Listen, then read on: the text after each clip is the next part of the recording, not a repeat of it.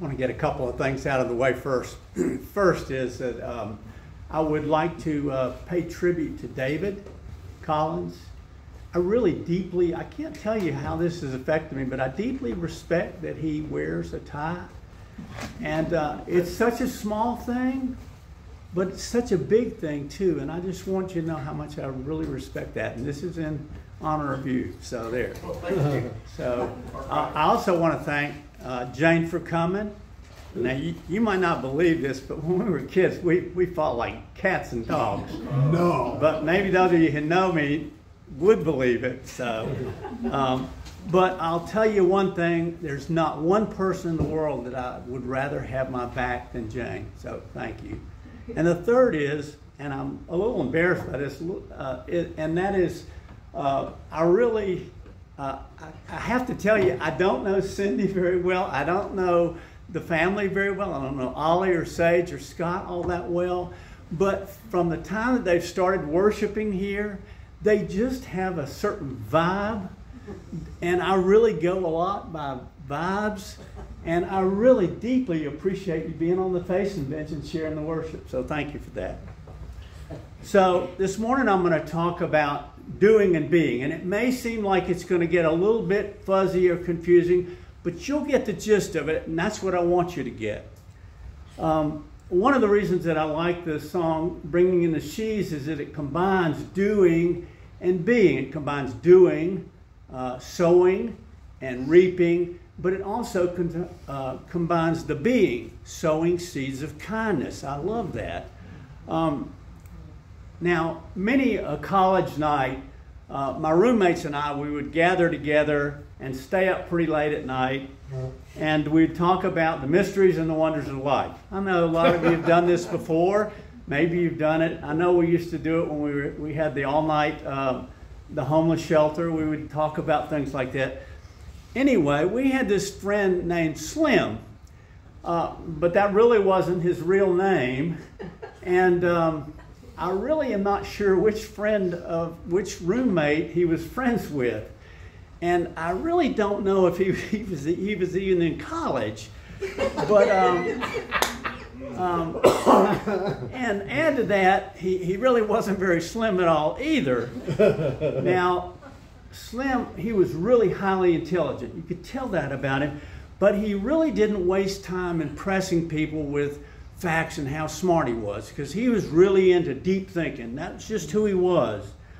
He always had a half smile, and he always looked a little like a Buddha. That's what he looked like. A lot of us would gather together, we'd ask him questions a la Plato's Republic style. And so one late night, in response to one of the questions, Slim said, doing and being, very important, in the real world and in the spiritual world. He went on, he said, Socrates said, to do is to be. And Jean-Paul Sartre said, to be is to do.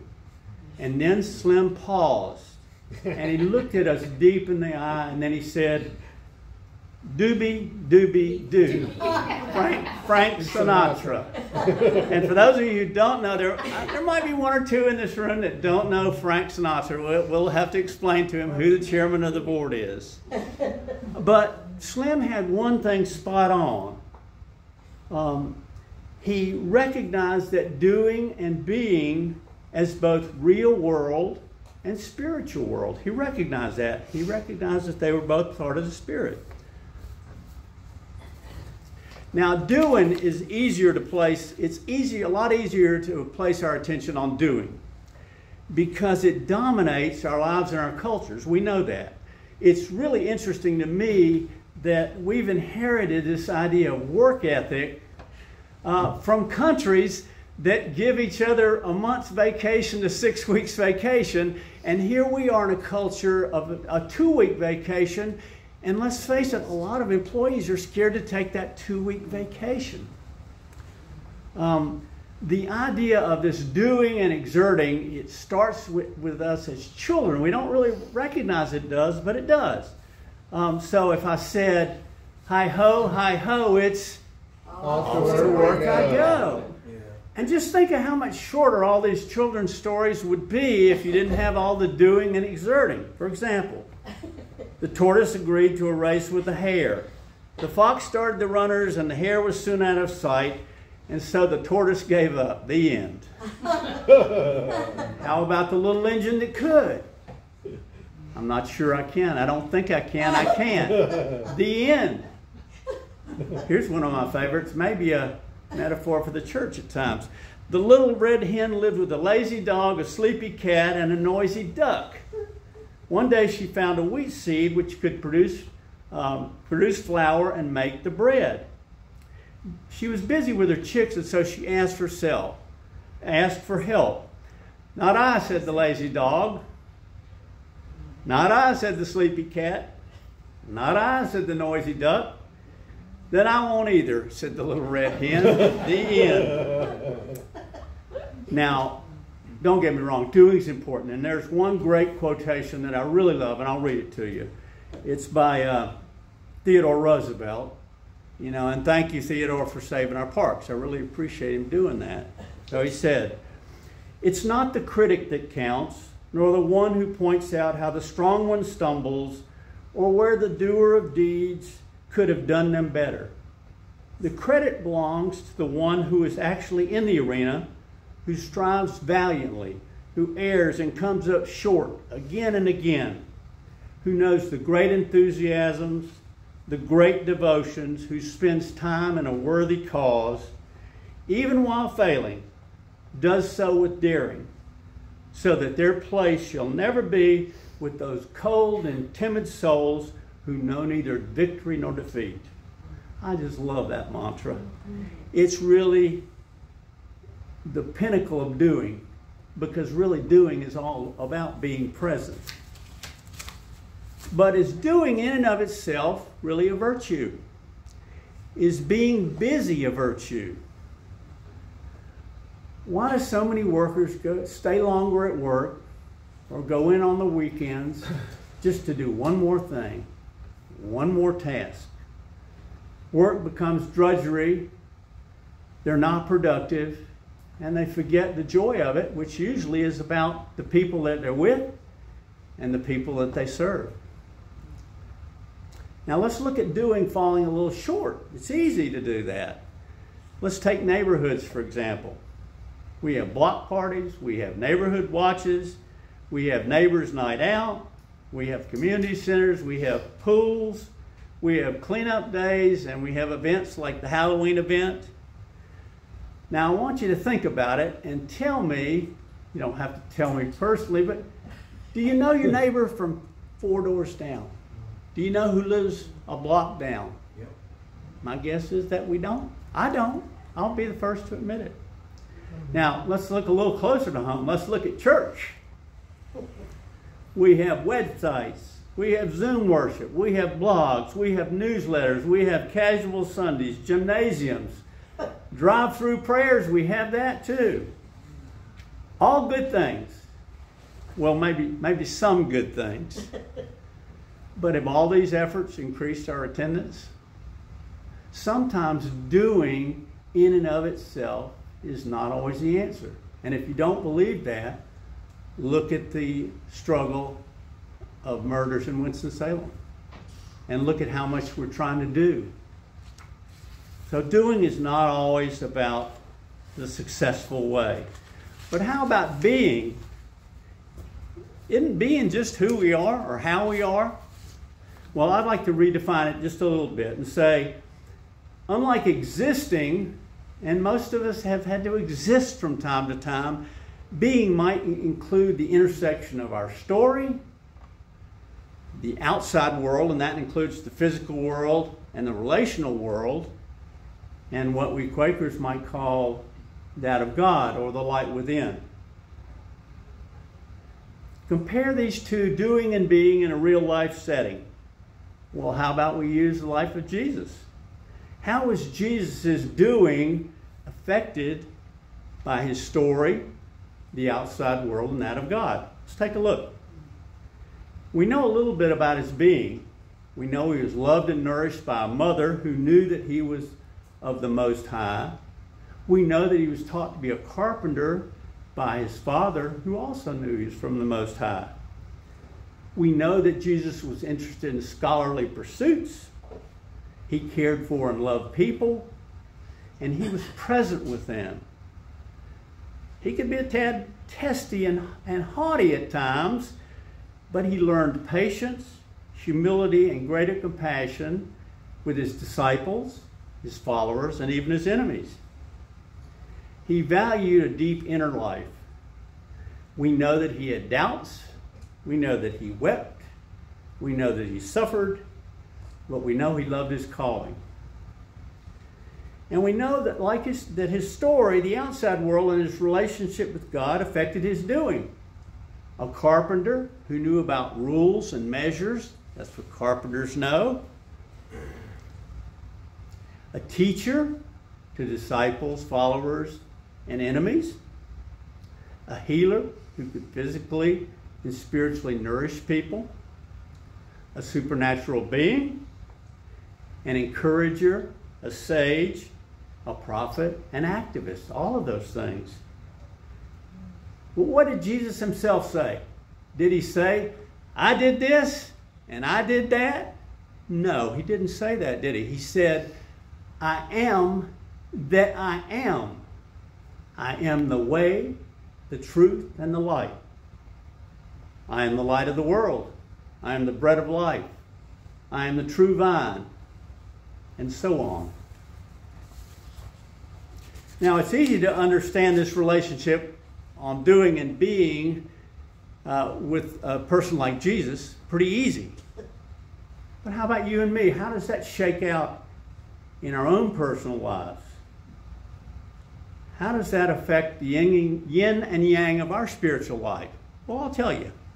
I'm going to play a story, and then I'm going to replay the effects of the story on my life.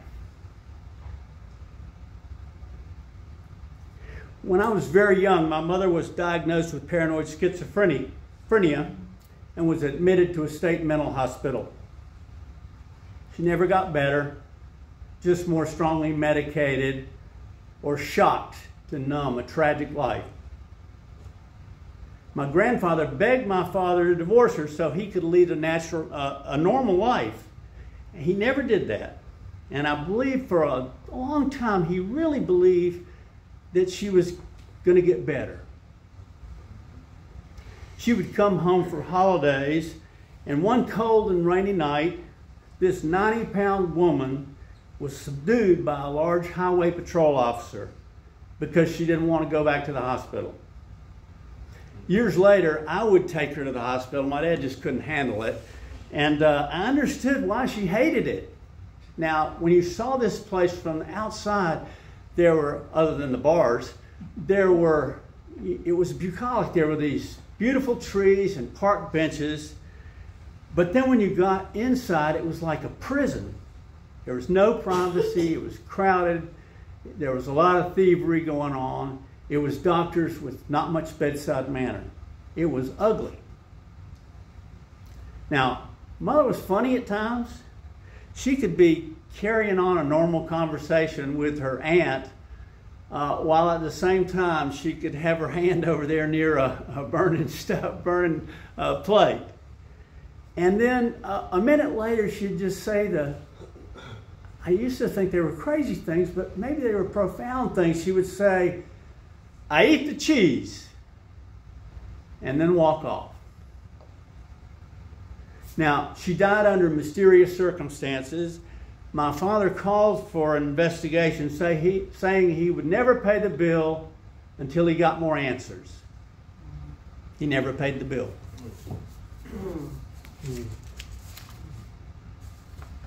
Now, here's the replay. My father never divorced her.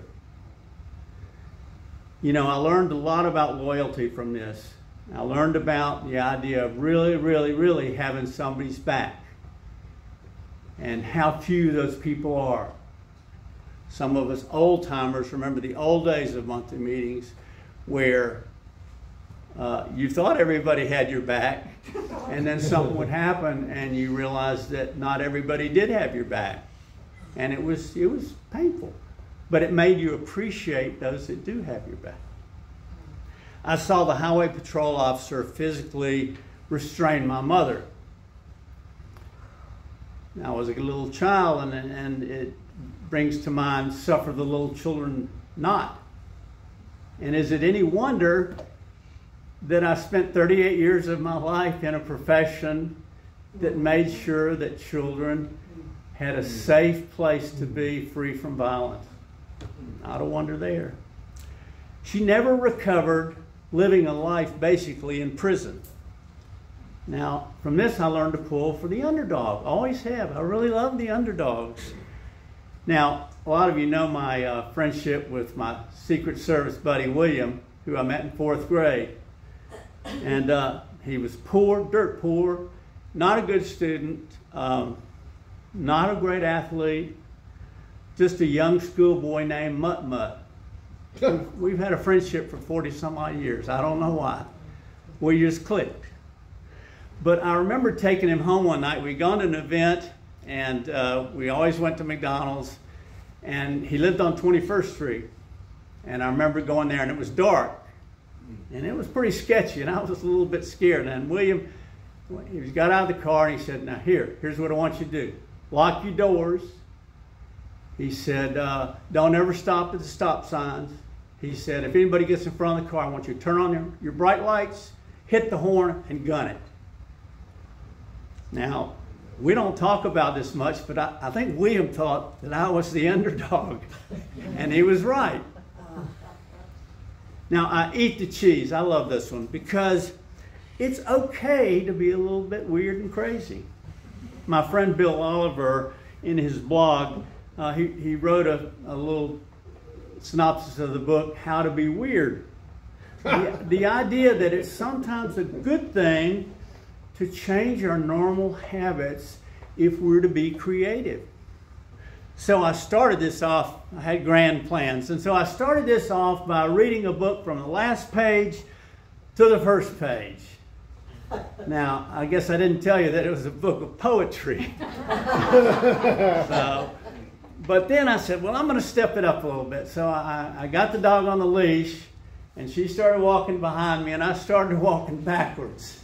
Now, I'm going to tell you, my Bella she took one look at me, she cocked her head, and she went down on her haunches.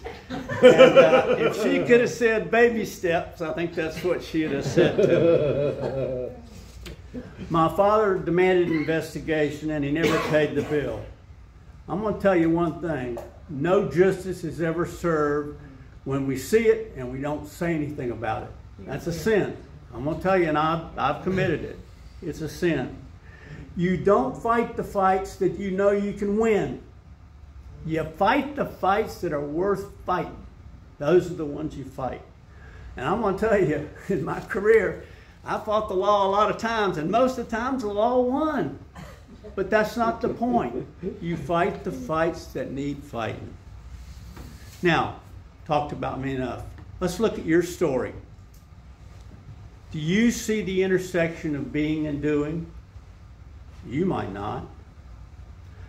I look across this room, and I'm going to tell you, almost to a person, each of you and your family has encountered trauma, I think I can't struggles, health crisis, loss and grief, alienation, fragility, and so on and so forth. Almost to a person in this room. And that's just all the stories that I know.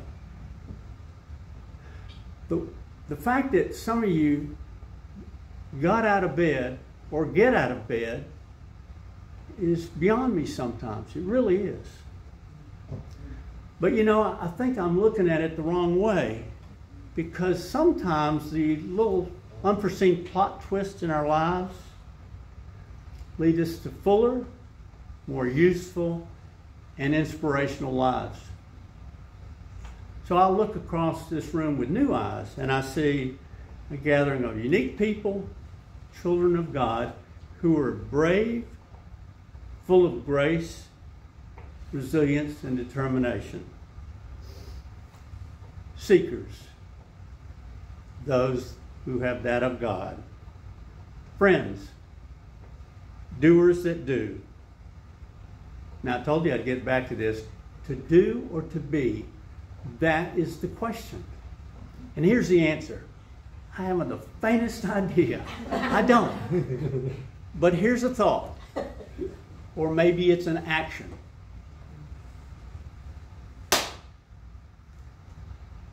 And so we move on.